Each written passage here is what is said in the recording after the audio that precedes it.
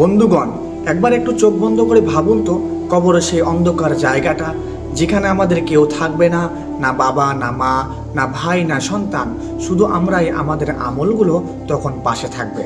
আল্লাহ তাআলা কোরআনের সূরা মুদ্দাসসিরে বলেছেন, মা সালাকাকুম ফি সাকার ক্বালু লাম নাকু মিনাল মুসাল্লিন। অর্থাৎ জাহান্নামীদেরকে জিজ্ঞেস করা হবে, তোমরা কিসের কারণে জাহান্নামে গেলে? তারা বলবে, আমরা নামাজ পড়তাম না। ও আমার ভাইয়েরা, এই আয়াত কি আমাদেরকে কেঁপে দেওয়ার জন্য যথেষ্ট নয়? আমাদেরকে একটু হলেও ভয় লাগে না? আজ আমরা নামাজ সারছি, আল্লাহ ডাকছেন, কিন্তু আমরা ব্যস্ত। কেউ মোবাইলে ব্যস্ত, কেউ দোকানে, কেউ দুনিয়ার হিসাব নিকাশে, কিন্তু 5 ওয়াক্ত নামাজ পিছিয়ে দিচ্ছি, ভুলে যাচ্ছি, ফেলে রাখছি। কিন্তু মনে রাখবেন, যেদিন জানাজা পড়বে, যেদিন কাপড়ে জড়িয়ে কবরের দিকে নিয়ে যাওয়া হবে, সেদিন তো আর নামাজ পড়ার সময় থাকবে না। আজ সুযোগ আছে, কাল কি থাকবে? নবী সাল্লাল্লাহু আলাইহি সাল্লাম বলেছেন, নামাজ দ্বীনে ইসলামের একটি স্তম্ভ। স্তম্ভ ভেঙে গেলে ঘর দাঁড়িয়ে থাকে, তেমনি নামাজ ছাড়া মানুষের জীবন অন্ধকারে ডুবিয়ে যায়।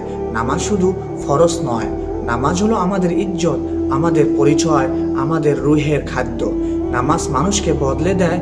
যে মানুষ গুনাহে ছিল সে পবিত্র হয়ে যায়, যার মন অস্থির ছিল সে শান্তি খুঁজে পায়, যে মানুষ দুনিয়ায় হারিয়েছিল সে আল্লাহর দিকে ফিরে আসে। আজ যদি আমরা আল্লাহর দিকে এক কদম যাই, আল্লাহ আমাদের দিকে দৌড়ে আসবে, কিন্তু আমরা সেই এক কদমে যাচ্ছি না। এসো ভাই, এসো বন্ধুগণ, আজ থেকে নামাজকে জীবনের প্রথম কাজ বানায়। ফজর থেকে ঈশা পর্যন্ত 5টি সময়, শুধু 5টি, কিন্তু এর বদলে আল্লাহ আমাদের দিবেন রহমত, বরকত, শান্তি আর জান্নাত।